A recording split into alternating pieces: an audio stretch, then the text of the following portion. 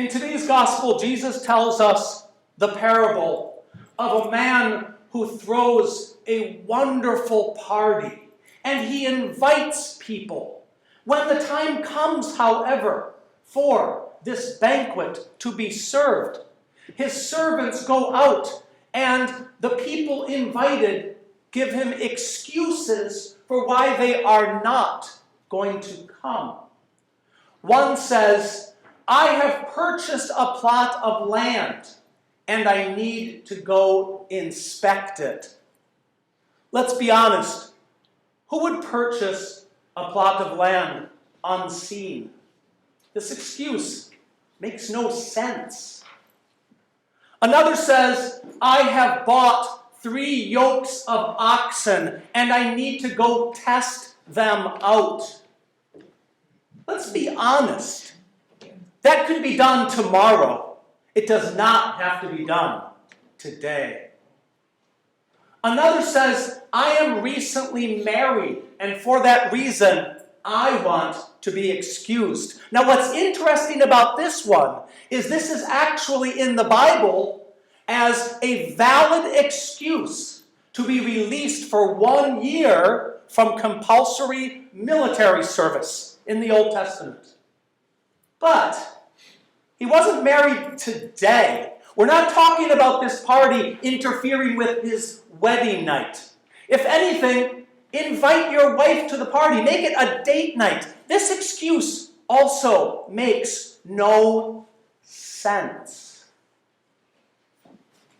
My brothers and sisters, the banquet is indeed all of the wonderful blessings that our Lord Jesus Christ bestows upon us. It is especially, of course, the Holy Eucharist.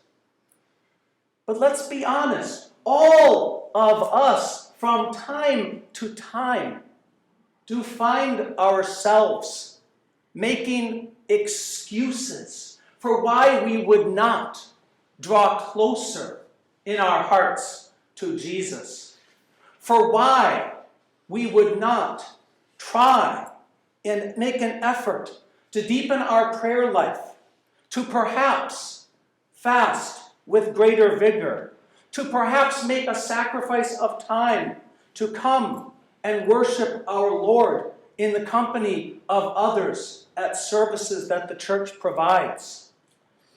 Most of all, let's be honest, when we see each other, we too often make excuses for why we will not love our neighbor as ourselves.